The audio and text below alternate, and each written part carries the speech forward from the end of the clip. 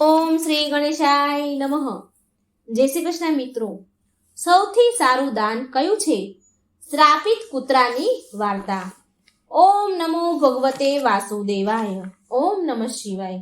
મિત્રો, આજે આપણે સરસ મજાની વાર્તા સાંભળીશું. દાન વિશેની આ વાર્તા છે. ખૂબ જ જીવન ઉપયોગી વાર્તા છે. તમને ખૂબ સરસ મજા આવશે વાર્તા સાંભળવાની.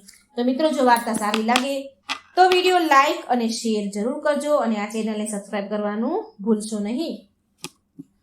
આપણા જીવનમાં કંઈક ને કંઈક દાન કરીએ છીએ, પણ શું તમને ખબર છે કે સૌથી સારું દાન શું છે? ઉત્તમ દાન કયું છે? શું છે સૌથી મોટું પુણ્ય? આવો જાણીએ આ કથા વાર્તાથી. કાશીપર ગામમાં એક હરીશ નામનો આદમી રહેતો હતો, જે લાકડા કાપીને તેનું જીવનનું ગુજરાન કરતો હતો. એ એની પત્ની સાથે રહેતો હતો. લાકડા કાપીને વેચવાની કમાણીથી જે એના પૈસા આવે એનાથી એનું જીવન ચાલતું હતું, પણ એ પૂરતું નહોતું. એટલી કમાણી એના માટે પૂરતી નથી. ભોજન અને કપડાની હંમેશા કમી રહેતી હતી. એક દિવસ દુઃખી હેરાન થઈને હરીશની પત્ની બોલી, ગમે તેમ મહેનત કરો પણ કમાણી વધતી નથી. કોઈ તહેવાર સારો મનાવાતો નથી કે સારી રીતે જીવન જીવી શકતા નથી. આ બળતણના લાકડા કાપીને વેચવાની જગ્યાએ તમે શહેરમાં જઈને કંઈક કામ કરો ને. કેટલા વર્ષો સુધી આપણે આવું જીવન જીવીશું? એટલે હરીશ બોલ્યો, જો હું હંમેશા તારી વાત સાંભળતો આવ્યો છું અને મેં કેટલી વાર તને કીધું છે કે હું આ ગામ છોડીને ક્યાંય નહીં જઈ શકું. હું આ શહેરમાં ક્યારેય નહીં જાઉં. હું આ ગામ છોડીને શહેરમાં અહીંથી નહીં જઈ શકું, કારણ કે મને અહીં શાંતિ મળે છે. શહેરમાં હું શાંતિથી જીવી નથી શકું. હવે બીજી વાર આ વાત તું મને કહેતી નહીં. હવે હું બીજી વાર નહીં સાંભળું. તો એની પત્ની બોલી, તો હવે આપણે શું કરીશું? હું પણ એ પાપના કારણે જ અહીં છું જે પાપને તમે બાંધી રાખ્યું છે. ઠીક છે, ખાવાનું થઈ ગયું છે, ખાઈ લો અને જાઓ અહીંથી. ભોજન કર્યા બાદ લાકડા કાપવા ચાલ્યો ગયો હરીશ. ચાલતા ચાલતા ઘણો આગળ નીકળી જાય છે અને વિચારે છે કે આજે તો હું ઘણો બધો દૂર આવી ગયો છું. મારે એક મોટું ઝાડ જોઈએ છે. એક પણ ઝાડ અત્યાર સુધી મળ્યું નહીં. પેલું એક ઝાડ દેખાય છે, પણ ઘણું નાનું છે. આનાથી મારું શું થશે? પણ ચાલને, આજે આ નાના ઝાડને કાપીને કામ ચલાવી લઉં. પછી હરીશ એક નાનું ઝાડ હતું એ કાપે છે અને તેના માથે પર એ લાકડાનો ભારો મૂકીને વેચવા માટે જાય છે. તો તેની લાકડા વેચાતા નથી. તો વિચાર કરે છે કે શું આ લાકડાઓ બધા મારે પાછા ઘરે લઈ જવા પડશે? નહીં વેચાય કે શું? આમ વિચારીને ચાલતો જાય છે. તો રસ્તામાં એક આદમી તેને બૂમ પાડે છે કે સાંભળો લાકડાવાળા ભાઈ, લાકડા વેચનાર, અહીં આવો. આ તમારા લાકડાની કેટલી કિંમત છે? તો હરીશ બોલ્યો કે ભાઈ, તમારા બધા જ લાકડા જોઈએ છે કે અડધા? જો બધા જ લાકડા જોઈએ તો માત્ર 10 રૂપિયામાં હું આપી દઈશ. તો એ આદમી બોલ્યો કે ભાઈ, મારે તો બધા જ લાકડા જોઈએ છે, પણ ભાઈ તમે જો લાકડાનો ભાવ કર્યો છે ને એ બહુ વધારે છે. હું તો માત્ર 5 રૂપિયા જ આપી શકું છું. તો હરીશ બોલ્યો કે બ્રાહ્મણ દેવ, આ કિંમતમાં તો હું લાકડા ન વેચી શકું, પણ હું બહુ થાકી ગયો છું માટે આપી દઉં છું. લાવો 5 રૂપિયા આપી દઉં તમને લાકડા. આમ બહુ મોડું થઈ ગયું છે મારે, એમ પણ તમે જલ્દી મને પૈસા આપો. મારે ઘરે પણ જવાનું છે અને ખાવાનું પણ છે. તો એ બ્રાહ્મણ બોલ્યા કે લે ભાઈ તારા 5 રૂપિયા. આ બધા જ લાકડા એક બાજુ ઉતારી દે. લાગે છે કે તું ભૂખ્યો છે. શું તારે જમવું છે? ખાવાનું તૈયાર છે, ખાઈ લે પછી જજે. તો હરીશ બોલ્યો, હા મને ભૂખ તો બહુ લાગી છે, પણ જો હું ખાઈશ તો તમારા માટે જમવાનું નહીં બચે. રહેવા દો ને, હું ઘરે જઈને ખાઈ લઈશ. તો એ બ્રાહ્મણ શાસ્ત્રી બ્રાહ્મણ હતા એટલે એ બોલ્યા કે ચિંતા ન કરો ભાઈ, તમે ખાઈ લો. છતાં પણ 10 લોકો ખાય, તમે ખશો પછી 10 લોકો ખાય એટલું જમવાનું મારી પાસે છે. તમે જ્યારે પણ ભૂખ લાગે, ગમે તે દિવસે તમને ભૂખ લાગે તો તમે અહીં ખાવા આવી શકો છો. હરીશ પૂછે છે કે શું તમે હંમેશા આવી રીતે બધાને જમાડો છો? તો એ બ્રાહ્મણ બોલ્યા, હા, જ્યાં સુધી ઈશ્વર મને શક્તિ આપશે ત્યાં સુધી હું આ કામ કરવા માંગુ છું. પછી આગળ ભગવાનની ઈચ્છા. તો હરીશ બોલ્યો, ઠીક છે, તો હું આજે અહીં જ જમી લઉં છું. આપો મને જમવા. એ દિવસ હરિએ તે બ્રાહ્મણ શાસ્ત્રીના ઘરે ભર પેટ ભોજન ખાધું અને તેના ધન્યવાદ કરીને બોલ્યા કે બ્રાહ્મણ દેવ, તમે બહુ સારા છો અને ઉદાર મનના છો. આવું સારું કામ કરવામાં હું તમારી મદદ કરવા માંગુ છું.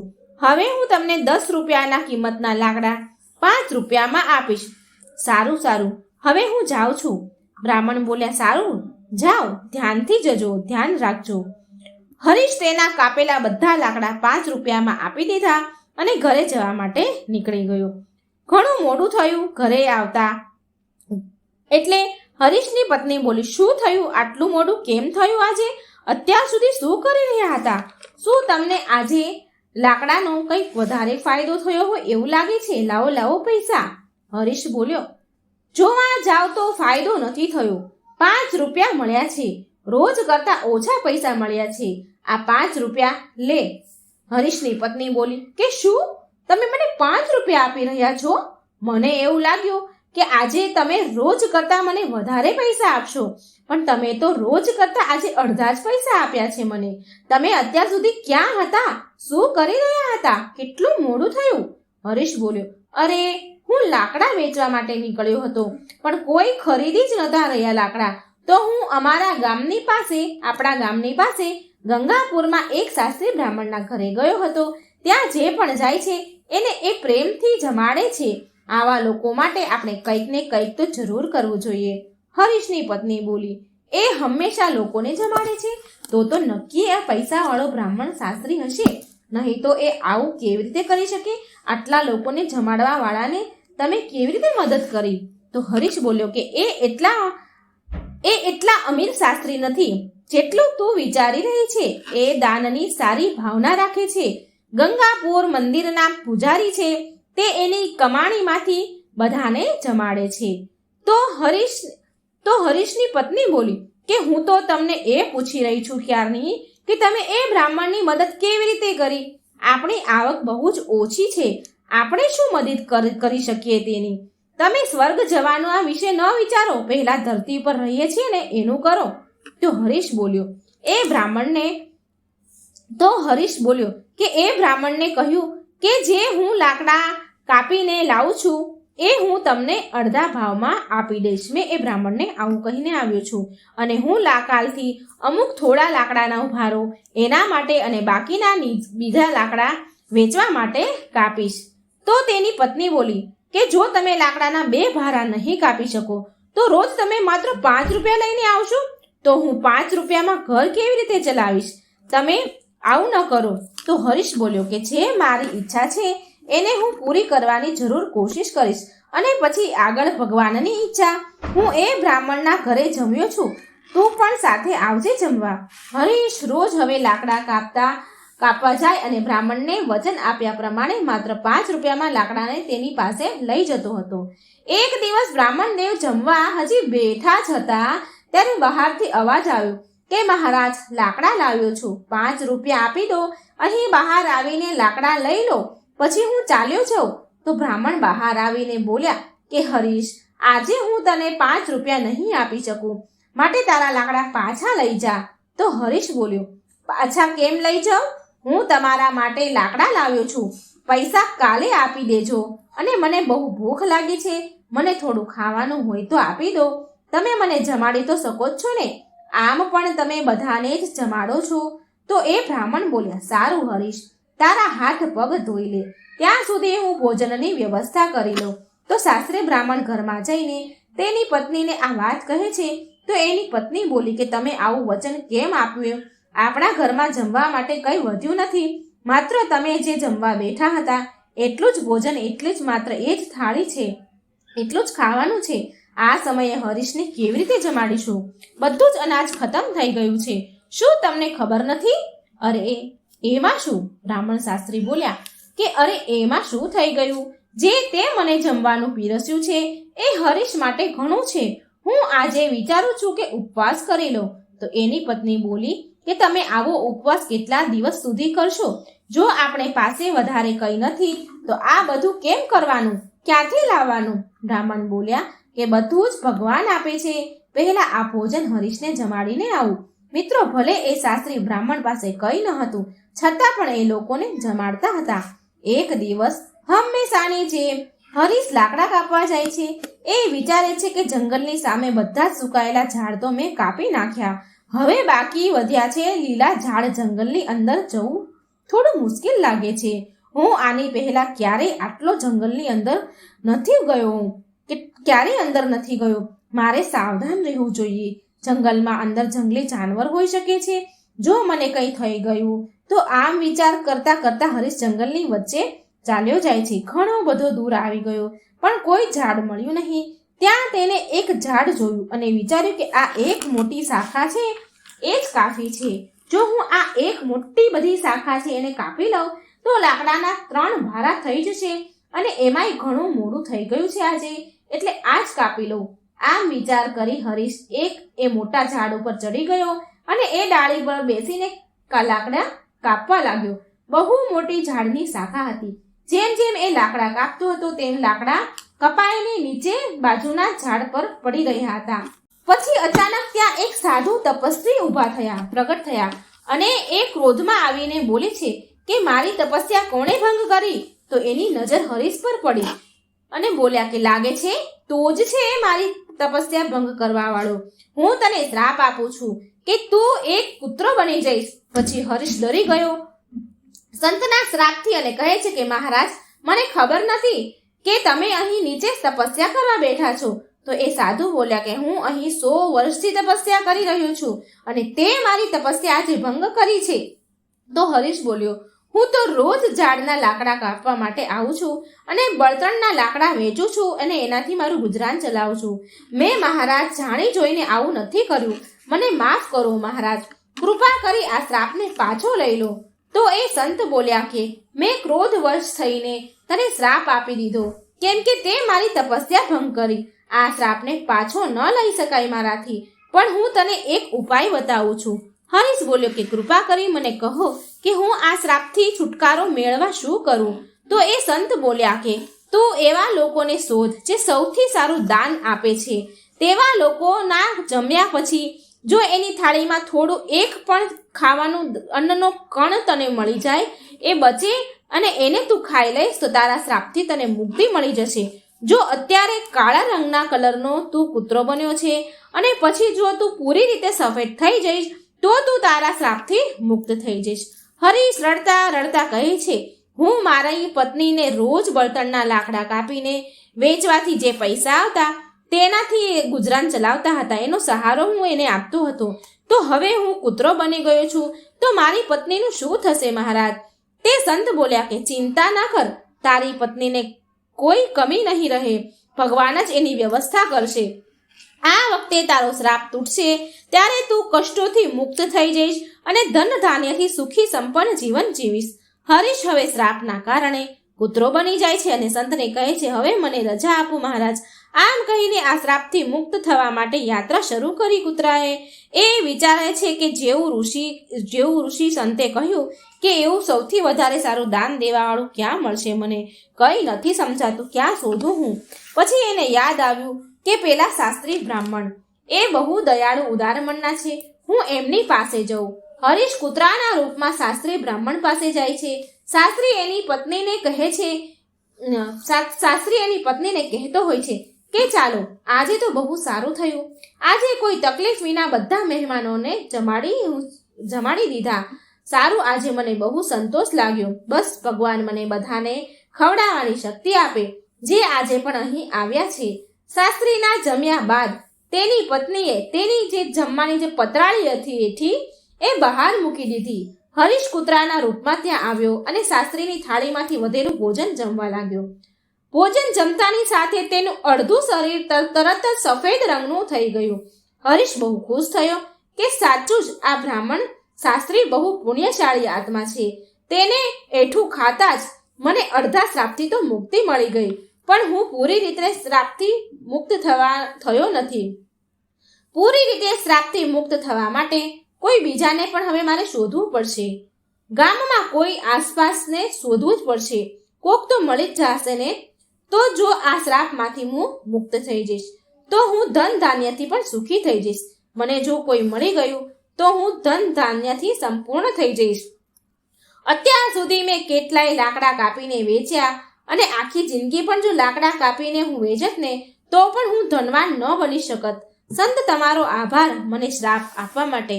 આમ વિચારીને એ બીજા આદમીને પુણ્યશાળી દાનવીર આદમીની શોધમાં જવા લાગ્યો.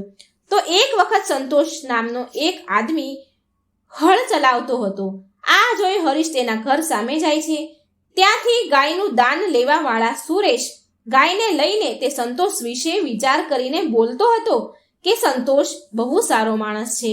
એને માત્ર મને જ નહીં પણ કેટલાય લોકોને ગાયના દાન દીધા છે. આવા લોકોને તો ખૂબ જ આશીર્વાદ મળવા જોઈએ. હરીશ એની વાતો સાંભળીને વિચાર કરતો હતો કે આજે મને શ્રાપથી તો મુક્તિ મળી જ જશે.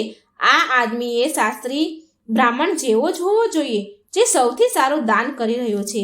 અહીં ઊભો રહીને નજર રાખું કે એ ક્યારે જમવા બેસે છે.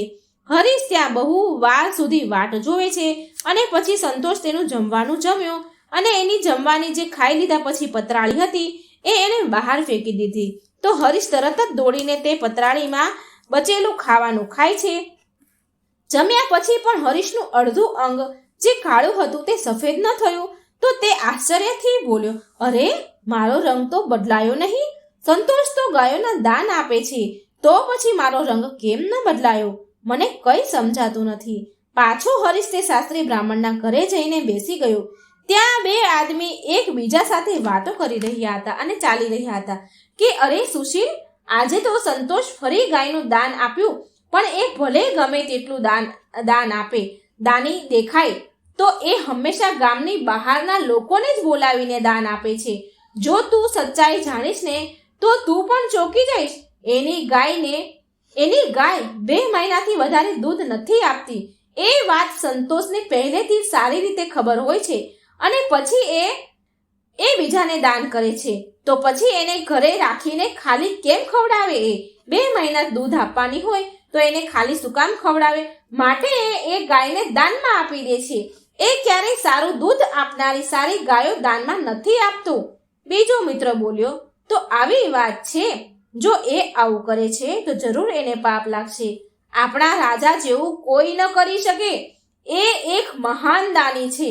તે 1 અઠવાડિયાથી બધાને જમાડે છે અને કાલે છેલ્લો દિવસ છે અને કાલે તો અન્નદાન સાથે વસ્ત્રદાન પણ કરવાના છે આપણા રાજા. અને આપણા રાજા 1 અઠવાડિયાથી બધાને સાથે બેસીને જમે છે. શું તે ક્યારે એના જેવો ધર્માત્મા જોયો છે? અરે એ તો કંઈ નથી. આપણા રાજાએ આપણા માટે સારા રોડ રસ્તા બનાવ્યા છે. બધી જગ્યા પર કૂવા તળાવો નહેરો ખોદાવી છે. તેમણે બહુ બધું દાન કર્યું છે. આવા ધર્માત્મા તો મેં ક્યારેય નથી જોયા મારા જીવનમાં. આ બધી જ વાત સાંભળતો હતો હરીશ બનેલો કૂતરો. હરીશ તો બહુ ખુશ થઈ ગયો સાંભળી. તેના મનમાં વિચાર આવ્યો કે આજે નક્કી જ મને મારા શ્રાપથી મુક્તિ મળી જશે. મારે તરત જ રાજા પાસે જવું જોઈએ. તે રાજમહેલની જગ્યાએ લોકો પાસે બેસીને જમે છે. આ અવસરનો લાભ તો મારે ઉઠાવવો જ જોઈએ. બીજા દિવસે તરત જ હરીશ બનેલો કૂતરો ત્યાં ગયો જ્યાં રાજા જમવાનું આપી રહ્યા છે. અનાજ, જૂતા, કપડાં વેચતા જોયા તેણે. તો વિચાર કરે છે હરીશ કે રાજા કેટલા સારા છે. તે જમવાનું આપવાની સાથે બધાને કપડાં પણ આપી રહ્યા છે. હું બીજા પુણ્યશાળી માણસને શોધી રહ્યો હતો. જરૂર આ એ જ રાજા છે. હું આ રાજાને જમવાની વાટ જોઈને બેસું. જેવું એઠું મૂકે તેવું હું ખાઈ લઉં, એટલે હું શ્રાપથી મુક્ત થઉં. રાજાએ જમી લીધું તો તેના સૈનિકોએ તેની જમવાની પતરાળી લઈને બહાર ફેંકી દે છે. જેમાં રાજા જમ્યા હતા. આ જોઈને હરીશ ત્યાં જાય છે અને એ જ રાજાની એઠી પતરાળીમાંથી જમે છે. છતાં પણ એ પૂરો સફેદ ન થયો, તેનો રંગ ન બદલ્યો, તે શ્રાપથી મુક્ત ન થયો. તો તે આશ્ચર્યથી વિચાર કરવા લાગ્યો કે અરે આ શું? આટલા મહાન દાનવીર ધર્માત્મા રાજાનું એઠું ખાવા છતાં પણ મારો શ્રાપ દૂર ન થયો. એમનું એઠું ખાધું તો પણ મારો રંગ ન બદલાયો. આ તો શ્રાપ કંઈક બીજી જ રીતનો લાગે છે. મારે તે સંત પાસે જવું જોઈએ જેણે મને શ્રાપ આપ્યો છે. હવે હરીશ બનેલો કૂતરો ફરી એ સંત પાસે જાય છે અને એ સંત હતા ત્યાં જાય છે. એટલે હરીશ સંતને પ્રણામ કરે છે. તો હરીશ બનેલા કૂતરાને ઉદાસ જોઈને તે સંત પૂછે છે કે શું થયું તને જોઈને તો લાગે છે કે હજી સુધી તને એ આદમી નથી કોઈ દાની મળ્યો. 1 ભાગ તારો સફેદ છે, 1 હજી કાળો છે. લાગે છે કે હજી તને એક જ દાણી મળ્યો છે, માત્ર તારો અડધો જ રંગ બદલાયો છે. શું તને બીજું કોઈ ન મળ્યું? શ્રાપ મળ્યાના તો ઘણા બધા દિવસ થઈ ગયા. તો હરીશ બોલ્યો, મને તો શંકા છે, બ્રાહ્મણ શાસ્ત્રીનું એઠું જમવાથી હું અડધો સફેદ થઈ ગયો. ત્યાર પછી મેં એના કરતાં પણ વધારે દાન કરનારા લોકોને જોયા અને એણે જે ખાધું મેં એનું એઠું પણ ખાધું, પણ મને કોઈ લાભ ન થયો મહારાજ. આના સિવાય આપણા શહેરના રાજા બહુ ધર્માત્મા છે. 1 અઠવાડિયા સુધી તેણે બધાને જમાડ્યા છે અને કપડાં વસ્ત્ર દાન પણ આપ્યા છે. આટલા બધા ધર્મપરાયણ રાજાનું એઠું જૂઠું ખાવા છતાં પણ મારો શ્રાપ ન ગયો. આમાં શું રહસ્ય છે સંત? મને કંઈક સમજાવો, મને કંઈ સમજાતું નથી. તો એ સંત બોલ્યા કે તે જે પણ જોયું એમાંથી કોઈએ પણ જે દાન કર્યું એ સાચું દાન ન હતું. સંતોષ નામનો જે વ્યક્તિ હતો એ વસ્તુ આપી રહ્યો હતો જેની એને જરૂર ન હતી. જો એને એ વસ્તુની જરૂરિયાત હોત ને તો એ વસ્તુનું એ દાન જ ન આપત. આવી જ રીતે રાજાએ જે દાન આપ્યું એને દાન માનવામાં નથી આવતું, કારણ કે રાજા જાતે પોતે નથી કમાતો. એ તમારા જેવા નગરવાસીઓના, નાગરિકોના આપેલા કરમાંથી, પૈસામાંથી જ રાજ્યના લોકો પર ખર્ચ કરે છે. કાલે જ તેણે ભોજન, વસ્ત્ર, જૂતા વગેરે દાન આપ્યા. તે તમારા બધા નગરવાસીઓના આપેલા કર દ્વારા જે આવક હોય એમાંથી જ રાજાએ આપેલું હતું. માટે એ જે પણ દાન એને કર્યું છે, આપ્યું છે, એને દાન માનવામાં નહીં આવે. રાજા લોકોના પૈસાથી જ લોકો ઉપર ખર્ચ કરે છે. સમજમાં આવ્યું હરીશ? માટે એના રાજાનું દાન ક્યાં છે? એમાં રાજાએ ક્યાં દાન કર્યું? એને તો લોકોના પૈસાથી દાન કર્યું ને. માટે જે રાજાએ સમૃદ્ધ ભોજન ખાધું એ ભોજન તને શ્રાપથી મુક્ત ન કરી શક્યું. સાચું દાન એ છે જે શાસ્ત્રીએ ભૂખ્યાને જમાડ્યા, અન્નદાન કર્યું એ હતું. ભલે એને પોતે નથી ખાધું, માટે એનું દાન સૌથી સારું છે. હરીશ, તું બીજી વાર કોશિશ કર. તું શ્રાપથી થોડા સમયમાં મુક્ત થઈ જવાનો છો. તો હરીશ રૂપી પુત્ર બોલ્યો, હું સમજી ગયો મહારાજ, તમારો ખૂબ ખૂબ આભાર. હરીશ ઉદાસ મનથી ત્યાંથી ચાલ્યો જાય છે. બહુ દૂર સુધી નીકળી ગયો અને ખૂબ ચાલ્યો અને એટલે ભૂખ્યો પણ થયો. એટલે એ બોલે છે કે હું ઘણો બધો દૂર આવી ગયો છું, મને બહુ ભૂખ લાગી છે. ત્યાં નજીક એક વૃદ્ધ આદમી ઘડામાં પાણી લઈ જતો હતો તેને દેખાયો. ત્યાં 2 લોકો પાસે વાત કરી રહ્યા હતા કે એ વૃદ્ધ માણસને જોઈ રહ્યા હતા. જો પેલા વૃદ્ધ માણસ જુએ છે જે ઘડામાં પાણી ભરીને લઈને આવે છે અને ત્યાં મૂકે છે પેલી જગ્યા પર. આ કડી ધૂપ, આટલા બધા તડકામાં, તાપમાં અવર જવર કરતા લોકો માટે પાણી મૂકે છે એ વૃદ્ધ દાદા. આ વૃદ્ધ માણસ 90 વર્ષ કરતા વધારે ઉંમરના હોય એવું લાગી રહ્યું છે. ખરેખર એનું કામ પ્રશંસા કરવા લાયક છે. એ 2 વ્યક્તિ આવી વાતો કરી રહ્યા હતા. પછી એ વૃદ્ધ માણસ તેની સાથે જે જમવાનું લાવ્યો હોય છે એ જમવા લાગે છે. હરીશ આ 2 જે વાતો કરી રહ્યા હતા એની વાત સાંભળી એટલે આ હરીશ બનેલો કૂતરો એ વૃદ્ધ માણસ પાસે ગયો. પછી એ વૃદ્ધ માણસ જમવા બેસતા હતા એટલે આ હરીશ ત્યાં ગયો. ભૂખ્યા હરીશે એ વૃદ્ધ દાદા પાસે જાય છે તો એ દાદાને તેના જમવામાંથી થોડું એ દાદાએ તેને આપ્યું અને તે હરીશ રૂપી એ કૂતરાને આપે છે. એટલે હરીશે એને જમતા જ એ જે દાદાએ જમવાનું આપ્યું, રોટલી, તો એ જમવાની સાથે જ એ હરીશ શ્રાપમાંથી મુક્ત થઈ ગયો. કૂતરામાંથી એ મુક્ત થઈને પહેલાનું જેવું એને શરીર થઈ ગયું, પહેલાના જેવો એ આદમી બની ગયો. તેને એ વૃદ્ધ આદમીને ધન્યવાદ કર્યા અને પાછો આવી જાય છે. દાન ક્યારેય નાનું કે મોટું નથી હોતું. બીજાની ભૂખ મટાડનાર, શાસ્ત્રી બ્રાહ્મણ અને તરસ છીપાવનાર એ વૃદ્ધ માણસના જેવું હોય છે. સૌથી સારું દાન પોતાના કરતાં બીજાની મદદ કરવાનું હોય છે. આમ વિચારીને ચાલતો ચાલતો હરીશ તેના ગામ તેની પત્ની પાસે પહોંચી જાય છે અને ખુશીથી રહેવા લાગે છે. હવે આ તરફ શાસ્ત્રી બ્રાહ્મણે એટલું દાન કરી દીધું હતું કે તેની પાસે પોતાના ખાવાનું પણ બચ્યું ન હતું, પોતે ખાઈ શકે એટલું પણ બચ્યું ન હતું. તો એક દિવસ તેની પત્નીએ શાસ્ત્રી બ્રાહ્મણને કહ્યું કે પાસેના ગામમાં એક શેઠ રહે છે અને તે પુણ્યને ખરીદી લે છે. આપણે ઘણા બધા પુણ્ય કર્યા છે તો એ કોઈ પણ પુણ્ય આપણું ખરીદી લેશે. માટે તમે તેની પાસે જાઓ અને તેની પાસે થોડા પુણ્ય વેચી આવો અને થોડા પૈસા લઈ આવો, જેનાથી આપણું કામ નીકળી જાય, અન્ન પાણી મળી રહે. શાસ્ત્રી બ્રાહ્મણ તો એની તો કોઈ ઈચ્છા ન હતી, પણ તેની પત્ની વારંવાર એને કહે છે ત્યાં જવા માટે, એટલે એ બ્રાહ્મણ શાસ્ત્રી તૈયાર થઈ ગયા. એની પત્નીએ તેના જમવા માટે 4 રોટલી આપી જોડે ડબ્બામાં, અને એ બ્રાહ્મણ એના ઘરેથી નીકળી ગયા. જ્યારે એ નગરની નજીક પહોંચ્યા તો જ્યાં એ શેઠ રહેતા હતા એ નગરમાં ગયા તો એ નગરમાં એક તળાવ હતું. તો એ બ્રાહ્મણ ત્યાં સ્નાન આદિ કરીને રોટલી ખાવા માટે ત્યાં બેઠા. હજી બેઠા જ હતા કે એટલામાં એક કૂતરી તેની સામે આવીને ઊભી રહી ગઈ. કૂતરીએ બચ્ચાને જન્મ આપ્યો હતો 2-3 દિવસ પહેલા. એ 3 દિવસથી કૂતરી ભૂખી હતી અને એના બચ્ચા પણ ભૂખ્યા હતા, અને જોરમાં વરસાદ વરસી રહ્યો હતો, અને એટલા માટે કૂતરી તેના બચ્ચાને છોડીને ભોજનની શોધમાં કેવી રીતે જાય? એ જઈ શકતી ન હતી. કૂતરીને તો ખૂબ જોરમાં ભૂખ લાગેલી હતી, અને એ બ્રાહ્મણને જોઈને એની પાસે આવી. કૂતરીને ભૂખી જોઈને બ્રાહ્મણે એ કૂતરીને એક રોટલી આપી તો એ રોટલી કૂતરી ફટાફટ ખાઈ ગઈ. પછી બીજી રોટલી આપી તો બીજી રોટલી પણ કૂતરી ખાઈ ગઈ, અને આમ તે બ્રાહ્મણે એક કરીને 4 રોટલી એ કૂતરીને આપી દીધી. કૂતરી રોટલી ખાઈને તૃપ્ત થઈ ગઈ અને ચાલી ગઈ. પછી શાસ્ત્રી બ્રાહ્મણ ત્યાંથી ભૂખ્યો જ રહ્યો. ભૂખ્યા જતા રહ્યા અને તે શેઠના ઘરે પહોંચી ગયા. શેઠ પાસે જઈને તેનું પુણ્ય વેચવાની વાત શેઠને કહી તો શેઠ બોલ્યા કે તમે બપોર પછી આવજો. તે શેઠની પત્ની એક સાચી પતિવ્રતા સ્ત્રી હતી.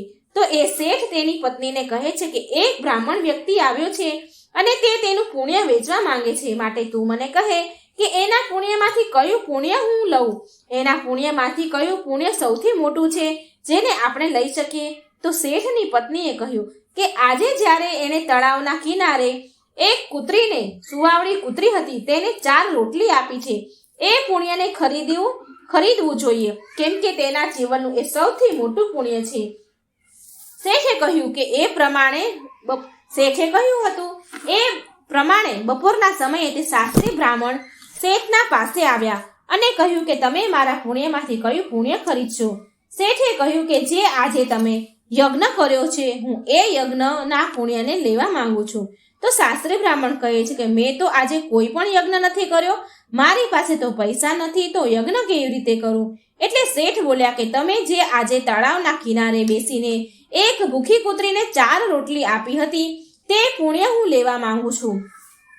શાસ્ત્રીએ પૂછ્યું કે શેઠજી, એ સમયે તો મારી આસપાસ કોઈ જ ન હતું અને મને કોઈ જોઈ પણ નહોતું રહ્યું, તો પછી તમને એ વાતની ખબર કેવી રીતે પડી? મેં આજે કૂતરાને 4 રોટલી ખવડાવી છે. તો શેઠ બોલ્યા કે મારી પત્ની પતિવ્રતા છે, તેણે મને આ બધી વાત કહી. તો શાસ્ત્રી બોલ્યા બહુ સરસ, ઠીક છે, લઈ લો, તમે મારું એ પુણ્ય આજનું લઈ લો. એના બદલામાં તમે મને શું આપશો? શેઠ બોલ્યા કે તમારી રોટલી જે 4 રોટલી હતી, એ જે 4 રોટલીનો વજન હતો તેટલા જ હીરા મોતી તમને હું તોલી આપીશ. એ રોટલીના વજન બરાબર તમને હીરા આપીશ. શાસ્ત્રી બ્રાહ્મણે એ વાત સ્વીકારી અને શેઠે અંદાજથી એટલી રોટલી બનાવી અને ત્રાજવામાં એક પલડા ઉપર રાખી અને બીજા પલડામાં હીરા, મોતી, ઝવેરાત મૂક્યા. પણ બહુ બધા રત્નો, હીરા મૂક્યા બાદ પણ એ રોટલીનું પલડું ઉપર ઉઠ્યું નહીં. તો શેઠ બોલ્યા કે હજી વધારે હીરા મોતી લઈ આવો, હીરા મોતી ઝવેરાતને ઘરેણાની થેલીઓ લઈ આવો. જ્યારે શાસ્ત્રી બ્રાહ્મણ આ પુણ્યનો આટલો મોટો પ્રભાવ જુએ છે તો એ શાસ્ત્રી બ્રાહ્મણ બોલ્યા કે શેઠજી, હું મારા આ પુણ્યને હવે નહીં વેચું. તો શેઠ બોલ્યા કે જેવી તમારી ઈચ્છા ભાઈ. ત્યાર પછી એ શાસ્ત્રી ત્યાંથી ચાલ્યા ગયા અને એ જ તળાવના કિનારે આવ્યા જ્યાં બેસીને એણે કૂતરાને રોટલી ખવડાવી હતી. તો ત્યાંથી ચમકદાર પથ્થરો, કાંકરા, કાચના ટુકડાઓને બધાને એક પોટલીમાં બાંધી દીધા અને એ બાંધીને ઘરે લઈ આવ્યા. ઘરે આવીને એણે એ પોટલી તેની પત્નીને આપી અને કહ્યું કે આ પોટલીને ભોજન કર્યા બાદ જ ખોલીશું, એની પહેલા ખોલીશ નહીં. આમ કહીને એ બહાર ચાલ્યા ગયા. તેની પત્નીને પોટલી ખોલીને જોવાની બહુ મન હતું, ઈચ્છા હતી. તેણે એ પોટલી ખોલી તો એમાં હીરા, મોતી, માણેક, સોનાના દાગીના વગેરે રત્ન ચમકી રહ્યા હતા. એ બહુ ખુશ થઈ ગઈ. થોડી વાર થયું તો એ શાસ્ત્રી બ્રાહ્મણ ઘરે પાછા આવ્યા. તો તેની સ્ત્રીએ પૂછ્યું કે આટલા બધા હીરા, મોતી, ઝવેરાત ક્યાંથી લાવ્યા? શાસ્ત્રી બોલ્યા કેમ મજાક કરી રહી છે તું? તો તેની પત્ની બોલે છે કે મજાક નથી કરી રહી, મેં સ્વયં ખોલીને જોયું છે, તેમાં તો બહુ બધા હીરા મોતી છે. શાસ્ત્રી બોલ્યા કે મને બતાવ એ પોટલી. તો તેની પત્નીએ પોટલી ખોલી તેની સામે મૂકી દીધી. આ જોઈને શાસ્ત્રી બ્રાહ્મણને આશ્ચર્યચકિત થઈ ગયા. તેણે એને એ પુણ્યનો પ્રભાવ લાગ્યો જે તેણે પેલી સુવાવડી કૂતરીને રોટલી ખવડાવી હતી. પછી તેની સાથે જતા તેની જે એ નગરમાં ગયો હતો અને જે ઘટના બની હતી એ બધી જ ઘટના એની પત્નીને સંભળાવી દીધી. મિત્રો, આ વાર્તાનો સાર એ છે કે અભાવગ્રસ્ત આતુર પ્રાણીને દેવાયેલા દાનનું અનંત ગણું ફળ મળી જાય છે અને એ જ સૌથી મોટું દાન કહેવાય છે અને સૌથી મોટું પુણ્ય પણ હોય છે. ભગવાનની દયાથી કાકરા પણ પથ્થર હીરા બની જાય છે. આવી રીતે દિન દુખી અને અનાથને દેવામાં આવતું ઉત્તમ દાન કહેવાય છે. કોઈને સંકટ સમયે આપેલું દાન બહુ ઉત્તમ છે, લાભકારી છે. ભૂકંપ, પૂર, અકાળ પડ્યો હોય એવા સમયે ગ્રસ્ત પ્રાણીઓ એટલે કે જે મુશ્કેલીઓમાં આવેલા હોય, જે મનુષ્યો છે, જે દુઃખી હોય, જેને ખાવા પીવાના વસ્ત્રના ઠેકાણા ન હોય, તો એવા સમયે તમે એને એક મુઠ્ઠી ચણા પણ આપો ને તો પણ એ બહુ ઉત્તમ દાન માનવામાં આવે છે. એ સૌથી મોટું પુણ્ય ગણાય છે. અને જે વિધિપૂર્વક સોનાના, ઘરેણા, ચાંદીના દાન આપવામાં આવે છે ને તેનાથી એટલો લાભ નથી થતો જેટલો સંકટ સમયે થોડું દાન આપવામાં આવે. માટે દરેક મનુષ્યને આપત્તિગ્રસ્ત, અનાથ, વિકલાંગ, વિધવા વગેરેની સેવા કરવી જોઈએ. કુપાત્રને દાન આપવું એ તામસી કહેવાય છે. માન પ્રતિષ્ઠા કે મોટાઈને બતાવવામાં દેવામાં આવતું દાન રાજસી કહેવાય છે. કેમ કે માન પ્રતિષ્ઠા, મોટાઈ પતન કરવા વાળું હોય છે. માન પાન મોટાઈનો ત્યાગ કરીને જ દાન આપવું તો એનું અનંત ગણું ફળ મળે છે અને એ જ સૌથી મોટું પુણ્ય મનાય છે. દાનનું મહત્વ ત્યાગનું હોય છે. જે વસ્તુનું મહત્વ મૂલ્ય કે સંખ્યાનું નથી હોતું, આવી રીતે ત્યાગની ભાવનાથી સુપાત્રને વસ્તુનું જેનો તેને અભાવ છે એ વસ્તુ એને આપવી જોઈએ અને સામે કોઈ પણ પ્રકારની કામના, ઈચ્છા ન રાખવી જોઈએ. એ ઉત્તમ દાન ગણાય છે અને તેનું પુણ્ય અનંત ગણું હોય છે. નિષ્કામ ભાવથી કોઈ પણ ભૂખ્યાને ભોજન અને તરસ્યાને પાણી પીવડાવવું એ સાત્વિક દાન કહેવાય છે. મિત્રો, આ વાર્તાના માધ્યમથી કોશિશ કરવામાં આવી છે કે તમને એક સારો સંદેશ અને જ્ઞાન મળે. જો મિત્રો તમને આ વાર્તા સારી લાગી હોય તો આ વિડીયો લાઈક કરજો, શેર કરજો અને મારી આ ચેનલને સબસ્ક્રાઈબ જરૂર કરી દેજો. જય શ્રી કૃષ્ણ. રાધે રાધે. Thank you.